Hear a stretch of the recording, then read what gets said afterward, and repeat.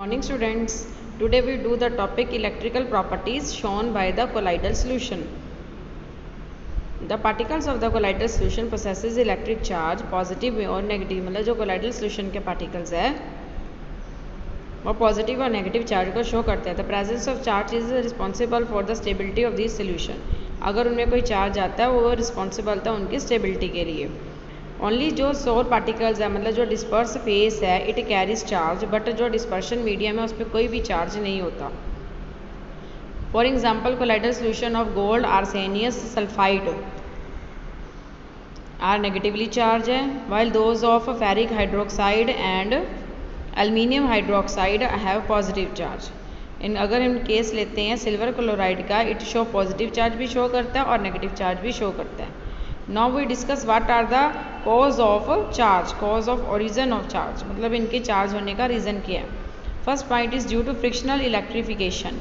It is believe that the friction electrification due to the rubbing of dispersed phase with the particles of the dispersion medium result in the some charge on the colloidal particles. मतलब अगर disperse phase dispersion medium के साथ रब करता है, particle जब एक दूसरे के साथ कोलाइड करते हैं, they also rubbing undergo rubbing and they show electrification which cause charge on the dispersed phase. Second, due to dissociation of the surface molecule. Consider for example aqueous solution of soap which dissociate into ions. मतलब जो soap का aqueous solution है वो ions में dissociate कर जाता है.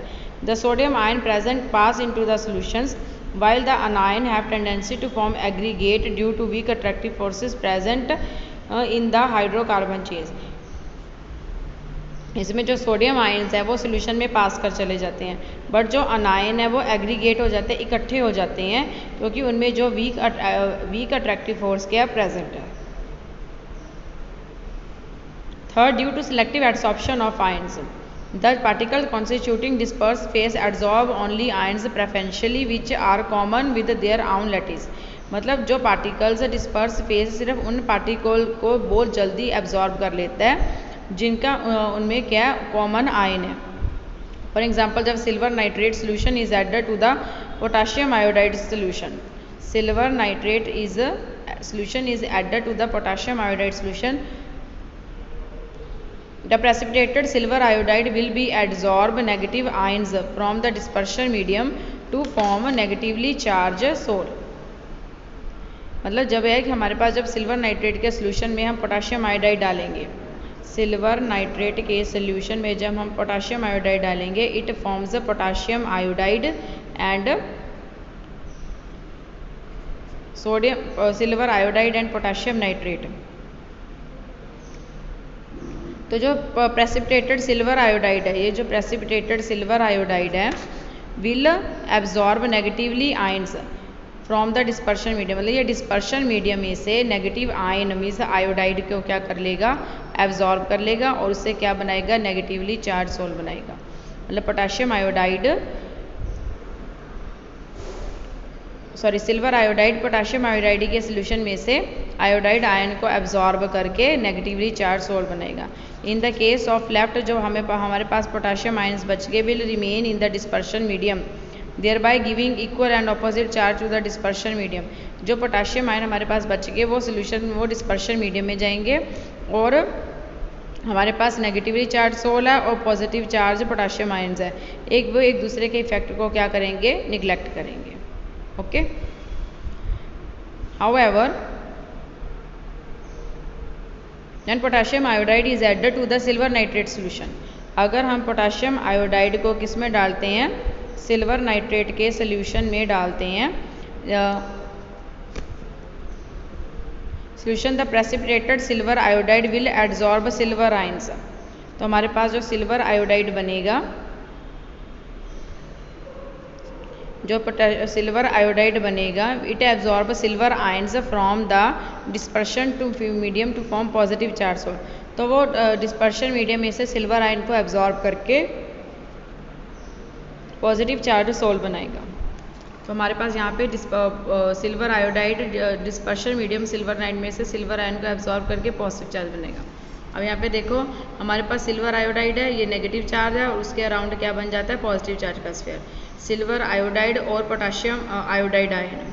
ये है गया potassium ion remain in the dispersion medium, it is negatively charge sol. And silver iodide इसके अराउंड क्या नाइट्रेट आयन है, ठीक है।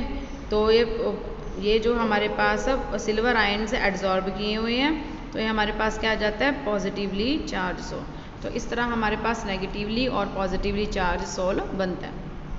हाँ जी स्टूडेंट, अभी मैंने आपको जो पीछे बताया था cause of origin of charge due to selective absorption of ions, उसमें अभी मैंने आपको बताया कि जब फॉर एग्जांपल जो silver nitrate solution is added to the potassium iodide solution, तो इसमें जो सिल्वर नाइट्रेट है वो किसका काम कर रहा है डिस्पर्स स्पेस का, और पोटाशियम आयोडाइड किसका काम कर रहा है डिस्पर्शन मीडियम का। और हमें पता है जो डिस्पर्शन मीडियम है वो लार्ज अमाउंट में होता है, इसलिए जब सिल्वर आयोडाइड थोड़ा सा सिल्वर आयोडाइड बन जाता है तो सोल्यूशन में तब भी जो पोटाशियम आयोडाइड है वो एज ए डिस्पर्शन मीडियम के तौर पे रहता है, ठीक है। तो यहाँ पे देखो, यहाँ पे सिल्वर आयोडाइड है, यहाँ पे भी आयोडाइड, यहाँ पे भी आयोडाइड, तो दोनों में जो आयन है वो कॉमन आयन हो गया, उस वजह से ये कौन सा बनाता है नेगेटिवली चार्ज सोल।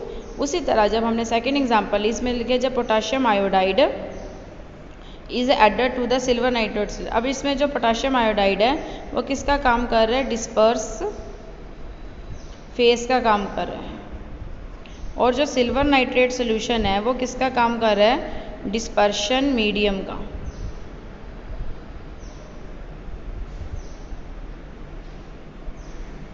वो डिस्पर्शन मीडियम का काम कर रहा है, ठीक है। तो हमें पता है डिस्पर्शन मीडियम लार्ज अमाउंट में होता है, जब थोड़े से सिल्वर आयोडाइड प्रेसिपिटेट हो जाते हैं तो सोल्यूशन में तब भी हमारे पास सिल्वर नाइट्रेट बच जाता है, ठीक है।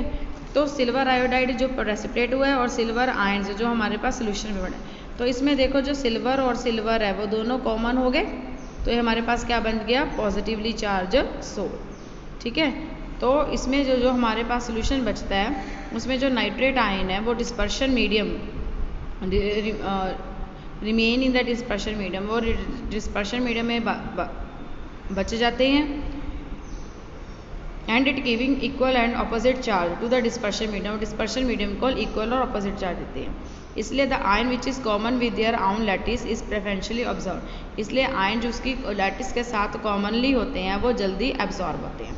उसी तरह अगर हम लेते हैं कि जब ferric chloride is added to the excess of water hot water, a positive charge sol of hydrated ferric oxide is formed, this is because adsorption of ferric ion, यहाँ पे फेरिक आयन एड्सॉर्ब हो रहे हैं।